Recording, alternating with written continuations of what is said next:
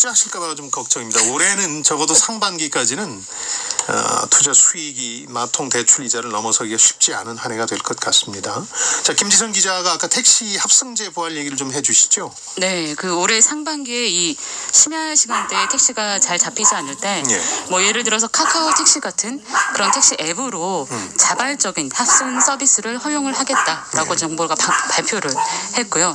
이 승객이 택시 호출을 하면서 합승을 선택을 하면 그 플랫폼 내에서 행선지에 맞춰서 동승자라든지 기사를 배정하는 방식이 되겠습니다. 이게 법적으로 합법적이 될 수 있나요? 승객 합승 금지가 법으로 규정돼 있지 않아요? 네, 사실 1982년도에 이제 전면 금지 조치가 내려졌었고 거의 39년 만에 이제 정부가 이제 다시 이제 승인하겠다라고 이제 추진을 하고 있는데요. 뭐 근데 이미 그 여론도 상당히 요동치고 있긴 합니다. 갑론을박이 있는데 뭐 일단은 비용 절감 차원에서 찬성하는 분위기도 있지만 이 코로나 시기에 누군지 모르는 사람과 합승으로 안전 불감, 안전에 대한 불안도 굉장히 높다라는 목소리도 나오고 있습니다. 워낙 그 쌍놈의 US 크리미널이 내가 하는 많은데 내가 내 문제 지금 차단하고 있어. 심야 때 택시를 잡기가 힘들다 보니까 이런 고육지책까지 나왔는데 저는 이게 어떻게 결론 지어질지 정부의 의지가 아니라 플랫폼 기업의 입장이 더 관건이 될 수도 있겠다는 생각이 들어요. 돈 되면 하겠죠. 자, 알고란의 고란 경제전문기자, 전자신문의 김지선 기자 두 분이 수고해 주셨습니다. 고맙습니다. 네, 감사합니다.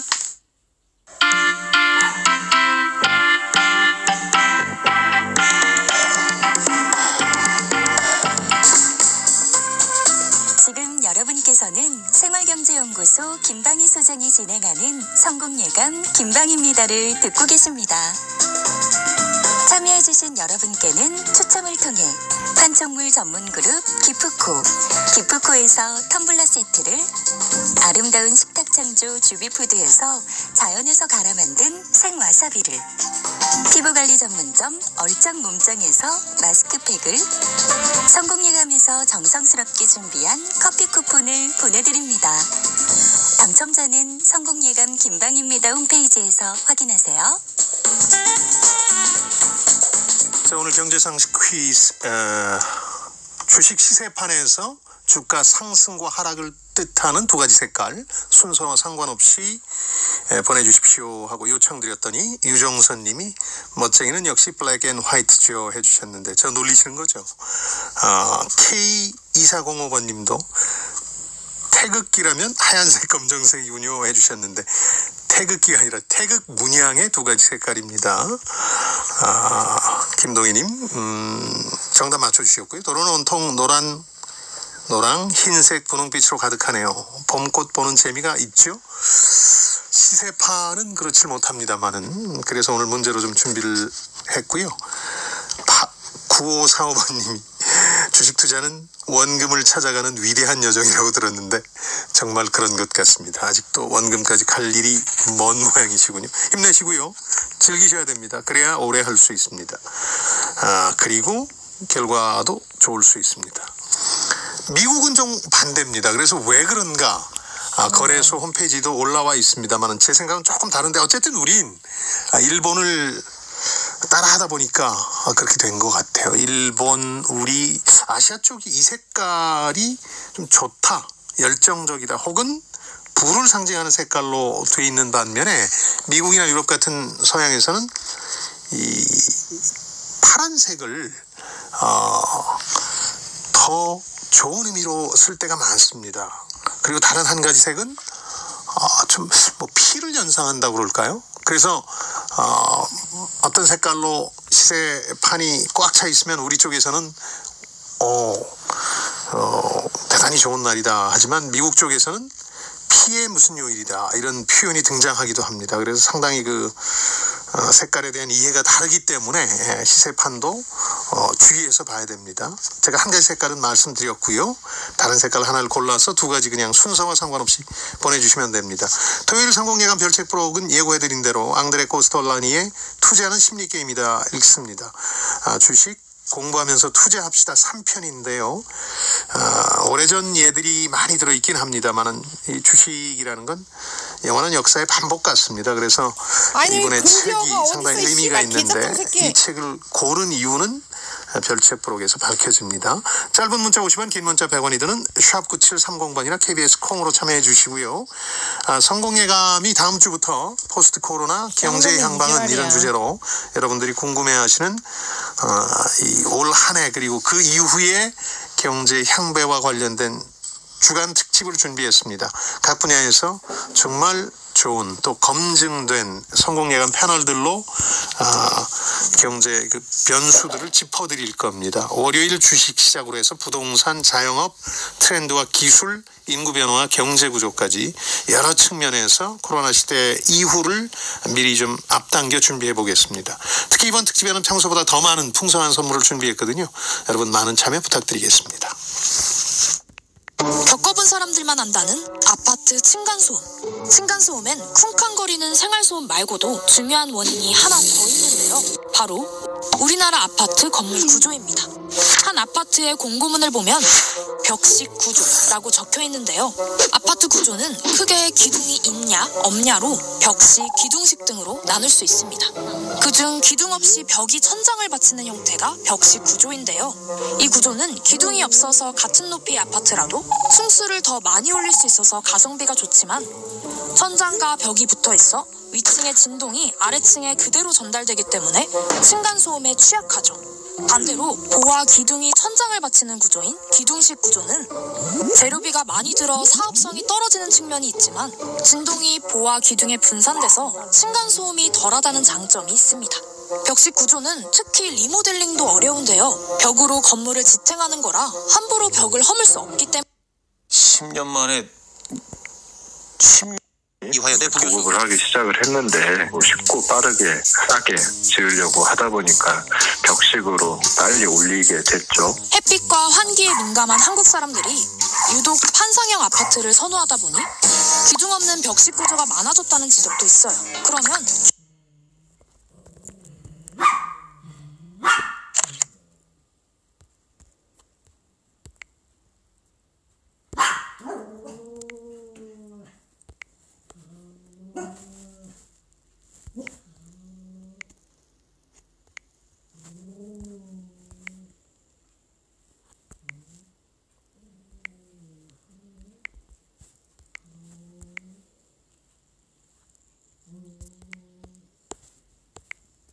나오고 있지만요. 말 그대로 층간소음을 덜어주는 것이지 해결해주는 건 아니에요. 우리나라 인구 절반 이상이 보금자리로 삼고 있는 아파트. 층간소음으로 고통받는 사람도 그만큼 많다는 얘기일 텐데요. 개인이 노력하는 것 말고도 구체적인 법과 규제가 있어야 하지 않을까요? 아파트의 구조에서 비롯된 거고 우리 아파트 구조가 이렇게 된 데는 경제성이 작용하고 있는 거군요. 8375번님이 요즘은 정치보다 경제방송이 더 재밌네요 해주셨는데요. 늘 그렇습니다. 정치의 기저를 살펴보면 경제적 이유와 동기들이 있는 거겠죠. 저희 KBS 보도본부 디지털 콘텐츠 채널인 크랩의 한 콘텐츠였습니다.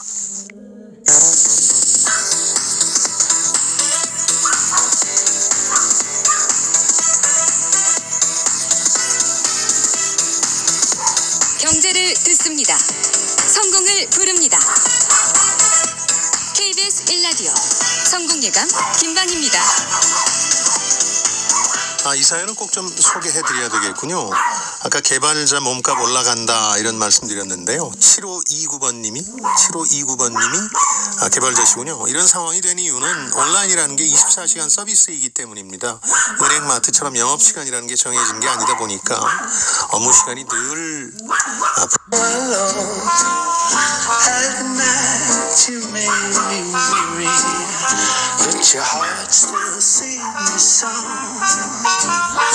When somebody thinks you're wonderful, love is mighty close. 비가 내리겠고요. 호남 곳곳으로도 빗방울이 가끔 떨어지겠습니다. 다가오는 주말에는 또다시 전국에 비 예보가 들어있습니다. 이 비가 오기 전까지는 대개 건조함이 심해지겠는데요. 산불 등 화재 사고 없도록 각별히 주의해 주셔야겠습니다. 기상정보 백혜영이었습니다. 네, 백혜영 리포터 고맙습니다. 뉴스 브런치 진행합니다. 김연경, 고정현 두 기자 함께합니다. 어서 오십시오. 안녕하세요. 만원 전날 뭐 반갑네. 거짓말 좀 해요. 진짜 거짓말 하네. 아까 조동찬 기자 깜짝 놀랐어요. 네. 그냥 얘기했는데 잘 받으시더라고요.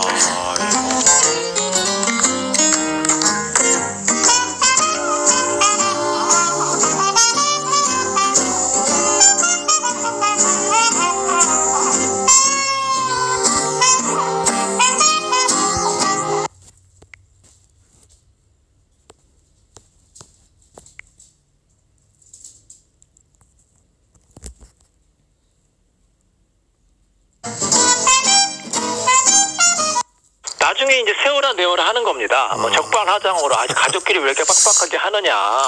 도와줄 때는 언제고 이제와 갚으라고 하느냐. 이렇게 해서 갈등이 커져가지고요. 실제로 이렇게 가족 간의 분쟁이 많이 일어나고 있습니다. 그 재판부의 입장을 이렇게 과거 판례를 중심으로 해서 보니까 증여, 그러니까 가족 간에 조건 없이 돈을 준 거다 이렇게 해석하는 경우가 많다고 그러는데 그건 왜 그렇습니까?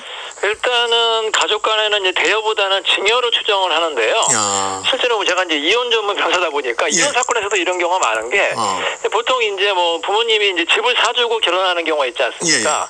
그리고 나서 이제 몇 년 정도 살다가 상대방 배우자가 그 집에 대해서 재산 분할을 청구하면 부모님이 이거 명의신탁이다. 아니면 이제 돈을 꽂은 거라고 주장하는 경우가 많은데 재판부에서는 명의신탁이나 돈을 꽂았다는 거를 잘 인정하지 않습니다. 왜냐하면 어떤 사건이든지 입증 책임이라는 게 있거든요. 그렇죠. 예를 들어서 민사사건, 형사사건, 가사사건 모두 원고가 그거를 주장하고 입증을 해야 돼요. 예를 들어서 돈을 꽂았다고 하면은 그 돈을 언제 어떻게 꽂았는지 또 그거에 대한 증거도 제출해야 되고요. 뭐 형사사건도 마찬가지고 이혼사유도 마찬가지고 하여튼 모든 사건에 대해서는 본인이 아무리 억울해도 그걸 말씀으로만 하면 법원이 인정할 수가 없거든요. 그 주장을 입증하는 반드시 증거가 있어야지만 권리구제를 받을 수가 있습니다. 어렵다 그런 말씀인데 입증 책임이 있기 때문에 맞습니다. 또 하나는 뭐 돈 꿔달라는 표현 자체를 안 쓰고 예를 들어서 배우자끼리 그냥 서로 잔고를 하니까 통장에서 돈을 넣었다 뺐다 할 수도 있는데 이게 법적으로는 어떻습니까? 부부 사이는 더 어려운데요. 그렇죠. 왜냐하면 부부 사이는 뭐 돈을 꾼다는 개념도 인정하기 힘들고 설령 돈을 꽂았다 하더라도 역시 또 입증을 해야 되거든요. 그래서 대부분의 사례에서는 증여로 추정을 합니다. 특히 우리 부부 사이에는 법적으로는 별산제가 인정이 되거든요. 그래서 각자 명의로 된 부동산이나 예금 같은 경우는 각자의 소유로 이제 추정을 하고요. 뭐 반대로 이제 집안의 가구라든지 공동명의 재산은 공동명의로 이제 공동재산으로 추정을 하는데 실제로는 구분이 애매하거든요. 그러니까 이런 사건이 있었어요. 제가 이제 예전에 이제 상담한 사건인데 남편분이 이제 전문직인데 굉장히 돈을 잘 버는 분이었어요. 근데 아내분이 이제 이혼을 청구하려고 하니까 남편이 모든 재산을 다 은닉해가지고 금고에다가 이제 놔둔 거예요. 재산을. 그래서 아내가 금고를 열어보니까 거기에 뭐 금기라든지 현금이 5억 원 정도가 있는 겁니다. 그래서 아내가 그걸 가져왔어요. 그래서 이걸 괜찮으냐 저한테 상담한 경우가 있었거든요. 사실 이렇게 분쟁도 많고 이 부부간에는 법적으로 절도죄로 처벌도 어렵고 그래서 서로 믿고 신뢰에 기초하는 게 중요합니다. 그 사건의 경우는 어떻게 됐어요? 궁금하네요, 갑자기. 그 사건은 아내가 다 그 금액을 가져고 왜냐하면 남편이 더 많은 재산을 더 은닉했기 때문에 아내가 가져와서도 이거는 뭐 정의에 반하지 않는다 이렇게 생각한 것 같습니다. 그렇죠. 또 하나가 뭐 보통 사람들 같은 경우도 부모가 아이 어렸을 때 돈을 대신 관리해주기도 하잖아요. 뭐 적게는 세뱃돈에서부터. 그런데 연예인들 같은 경우는 그 규모가 훨씬 커져서 가족이 관리를 하는 경우가 나중에 문제가 될 때가 있는데 그런 예들이 지금 있었잖아요. 우리 장윤정 사건도 있었고. 이게 어떻게 됩니까? 이게 양날의 칼처럼 초반에는 믿고 맡길 수 있으니까 좋은데 나중에 분쟁이 되는 경우가 많던데. 뭐 이제 부모님이나 가족이 그 재산을 잘 관리해가지고 그래서 연예인 같은 경우에는 바쁘니까 재산 관리가 어렵지 않습니까? 그래서 뭐 그 재산을 불려가지고 뭐 투자를 잘해가지고 성공한 경우도 있는데 반대로 믿고 맡겼는데 그 재산을 자기 돈처럼 막 써가지고 흥청망청 쓰는 경우도 있고 탕진하는 경우도 심지어는 은닉하는 경우도 있거든요. 이 경우에 나중에 그 연예인분이 그 부모라든지 그 가족한테 그 돈을 달라고 청구해도 사실 그거가 인정되기 어려워요. 예를 들어서 10년 동안 그 금액을 다 어디로 갔는지 알기도 힘들고 또 그거를 형사 고소하기도 힘들고 민사소송하기도 힘들어가지고 사실 그걸 돌려받기는 굉장히 어렵습니다. 그러니까 예를 들어서 대여금이라는 걸 입증할 수 있다면 반환 청구 소송 같은 걸 제기해야 되는 거군요. 그렇죠. 근데 입증은 이쪽에서 해야 되니까 쉽지 않다. 근데 특히 연예인이나 유명인의 경우는 이제 방송가의 여러 사례들도 회자됩니다만은 그 사람 이름을 팔잖아요, 가족들이. 그래서 대출 받기도 하고 혹은 뭐 사적으로 금융거래를 하기도 하는데 갑자기 이 연예인이나 유명인은 빚을 떠안아야 되는 경우가 생겼는데 이거 갚아야 됩니까? 이제 비투라고 하지 않습니까? 비투죠. 큰 문제가 됐는데 저는 안타까운 게 법적으로는 그 연예인분이 전혀 잘못한 게 없으시거든요. 그래서 부모님이 그냥 자기 이름을 대가지고 그냥 돈을 푼 거고 그 연예인은 한 푼도 쓰지 않았는데 그 연예인한테 다 비난의 화살을 돌리는 거는 바람직하지 않다고 보고요. 사실 법적으로는 부부나 부모, 자식이나 모두 별개의 인격체입니다. 그렇기 때문에 아무리 다른 사람이 가까운 가족이라 하더라도 그 사람의 채무는 그 사람 본인이 갚아야 되거든요. 다른 가족이나 연예인이 대신 갚을 필요가 없습니다. 이건 부모 자식 간에도 마찬가지고요. 만약에 부모님이 채무가 많이 있어서 돌아가셨는데 자식이 그걸 상속을 포기하면 자식을 갚을 책임이 없거든요. 그렇죠. 다만 이제 주의할 점이 있는데 그 상대방이 몰래 서류를 위조해가지고 채무를 지게 한 것처럼 꾸미는 경우가 있습니다. 아니면 연대보증 서류를 위조한다든지 이럴 경우에 자기도 모르는 사이에 자기가 채무자가 되는 경우가 있거든요. 나중에 이제 그 뭐 사채업자라든지 이 사람들이 소송을 해서 아는 경우가 있어요. 이럴 경우에는 반드시 형사 고소를 해가지고 위조죄가 입증이 돼야지만 나중에 민사소송을 통해서 권리구제를 받을 수가 있는데 그게 만만치가 않습니다. 그렇기 때문에 평상시에 인감도장이라든지 이런 관리를 잘 하셔야 될 것으로 보입니다. 위조죄를 입증해야만 자신이 사실 그 돈을 빌린 주체가 아니라는 걸 그러니까 책임을 피할 수 있다 이런 말씀이시군요. 근데 막상 이제 위조죄를 고소를 하면요. 이런 경우 상대방이 당신이 허락하지 않았느냐. 당신이 동의해가지고 나한테 인감도장이랑 신분증 준 거 아니냐. 몰래 가져갔는데 이렇게 이제 변명하는 경우가 있거든요. 그럴 경우에 또 그 변명을 반박하기도 어려워서 실제로 가족을 위조죄로 또 처벌하는 것도 어렵습니다. 또 하나 이제 뭐 정반대 경우이긴 합니다만은 그 가족의 돈을 관리한다는 명분으로 굴리다가 이게 의외로 재테크에 성공을 했어요. 그래서 5억짜리 아파트가 10억짜리가 됐으면 돈 원래 종잣돈 제공한 가족의 것인가요? 아니면 불려준 가족 겁니까? 이것도 참 애매한데요. 뭐 가족 간에 서로 사이가 좋으면 나눠 가지면 되겠죠. 하지만 나눠 갖지 않고 만약에 맡긴 사람의 다 이거 내 거다 이렇게 이제 주장하는 경우가 있어요. 이 경우에 또 애매한 게 이게 또 명의신탁의 문제가 있거든요. 사실 우리 법에서는 부동산 실명제, 그다음에 금융실명제 때문에 명의자가 소유자로 추정을 합니다. 예를 들어서 내가 돈을 1억을 댔는데 그 명의를 뭐 믿는 가족의 명의로 부동산이나 아니면 예금을 이제 뭐 구입을 한 거예요. 근데 만약에 부동산 가격이 올랐다. 그럼 명의자가 소유권자로 추정이 됩니다. 그렇기 때문에 돈을 맡긴 사람이 그걸 또 입증하고 소송까지 해야 되는데 이게 또 만만치가 않거든요. 그래서 명의는 반드시 빌려주시면 안 되고 본인이 직접 하는 거를 추천드립니다. 알겠습니다. 왜냐하면 또 이런 경우도 있어요. 투자 약정서 같은 거를 또 작성한 경우가 있거든요. 차용증 같은 걸 작성을 하는 경우는 그 약정서대로 되는데 만약에 이러한 약정을 하지 않으면 그 수익금을 받지 못하거나 아니면 심지어 한 푼도 받지 못할 수가 있으니까 주의하시기 바랍니다. 그러니까 박수홍 씨 문제는 사실은 그 뭐 정확한 내역을 저희가 알 수는 없는데 다만 언론 보도만 보고 추정해 보건데 가족의 횡령죄를 주장하고 있는 상황인데 돈 돌려받을 수 있을까요? 뭐 규모가 얼마가 됐든 간에 어려워요. 왜냐하면 가족 간에는 이제 형법상의 친족 상도례라는 규정이 있거든요. 즉 가까운 가족 간에는 절도죄라든지 횡령죄로 처벌이 되지 않고요. 특히 이제 뭐 물론 이제 같이 동거를 하지 않은 형제 같은 경우에는 이제 처벌은 가능한데 그게 친고죄가 돼서 고소를 하셔야 됩니다. 그래서 그 사실을 안 나로부터 6개월 이내에 고소를 하셔야 되고요. 만약에 6개월이 지나거나 아니면 뭐 공소시효나 소멸시효가 지나면 아예 권리구제가 어렵기 때문에 이 가족 간에는 이렇게 범죄 피해를 당해도 권리구제가 굉장히 어려운 게 현실입니다. 말씀 듣고 보니까 가족 간에 돈 거래 안 하는 게 상책이긴 한데 현실에서는 안 할 수는 없고 뭐 피해를 좀 예방하기 위해서 분명히 해둬야 될 것도 어떤 게 있을까요?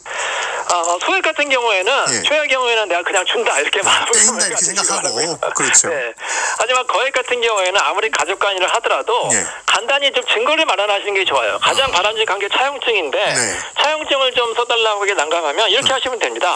그냥 대화를 뭐 통화를 해가지고 녹음을 하시면 되고 그게 어려우면 문자나 톡으로 많이 하잖아요. 그러면 돈을 뭐 꺼달라고 하면 언제 갚을 거야 아니면 뭐 이자는 줄 거야 이런 식으로 대화 내용을 톡으로 기록을 남기면 나중에 그 증거가 될 수가 있거든요. 그렇겠군요. 그래서 혹시 나중에 갚지 않으면은 꼭 소송을 하라는 의미가 아니라 그걸 보여주면 상대방이 내가 약속을 지켜